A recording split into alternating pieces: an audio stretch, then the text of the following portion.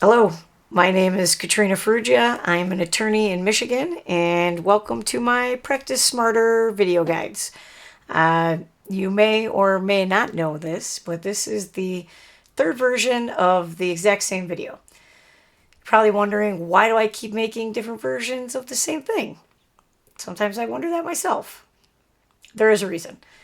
So the first video that I created, I was sort of in a hurry to get something posted online because I was told that the biggest barrier to getting things done is just doing the thing. So I decided to do the thing, make the video, get it online.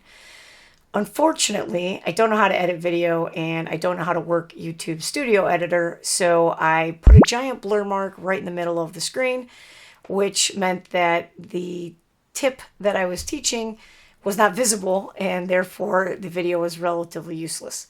So I recorded the video a second time to get rid of the blur and make it a little smoother, which it was a little smoother, but not necessarily because of my video editing, because I don't really have any video editing skills. And there certainly wasn't any sort of pizzazz with that video. Not to fill you with false hope, this video likewise is likely to lack pizzazz or flair, so don't be looking for anything special. So back to the reason why we have the third video is I made my mom watch the second video. And my mom basically said, your video is very boring and has no personality. And from there, she went on to remind me that my personality is the best part of me. If you're wondering, it's not my brains, not my good looks, but per my mom, personality. So little bit more about my background. I am an attorney in Michigan. I've been practicing for a little over 17 years at the time I'm making this video. I've had some experience in running my own firm. I've had associates and staff that I was in charge of and ran. And I've been a partner in a small to mid-sized firm, depending on where you're from. That might mean something different to you. Here in Metro Detroit, I'd guess most firms are like 3 to 5 attorneys. So 25 attorney firm is on the mid-size, in my opinion. If you go downtown Detroit, there are definitely firms with hundreds of attorneys. And, so in the grand scheme of things, 25 attorneys is probably a pretty small firm. But it was definitely different from the way that I practiced as a law firm owner, having 3 associates and some staff. So I understand the concept of larger firm with lots of people and smaller firm that's a little more controllable. I have now seen the light and I am a solo practitioner. So I run my own firm, if you will. And by firm, I mean me, myself, and I.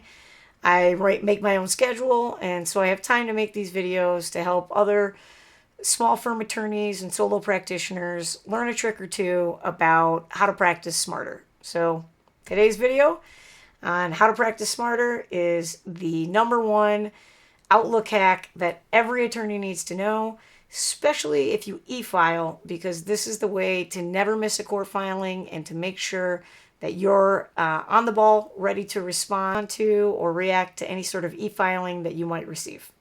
Here we go.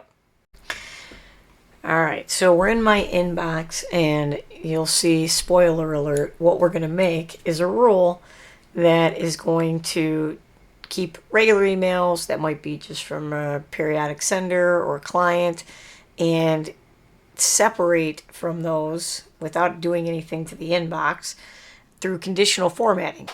So now the important emails, such as truefiling.com, for me, that's where we e-file in Michigan, are highlighted in red.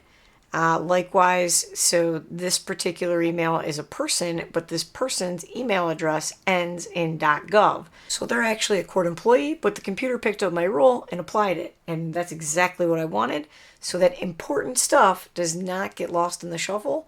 So let's figure out how I did this. A few clicks and you've got this. So click on the view button, click on change view settings, just view settings. And we're going to click on conditional formatting.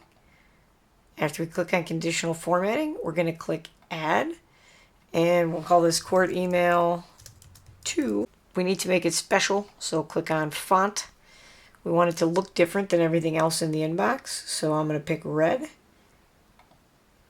And then we're going to pick bold.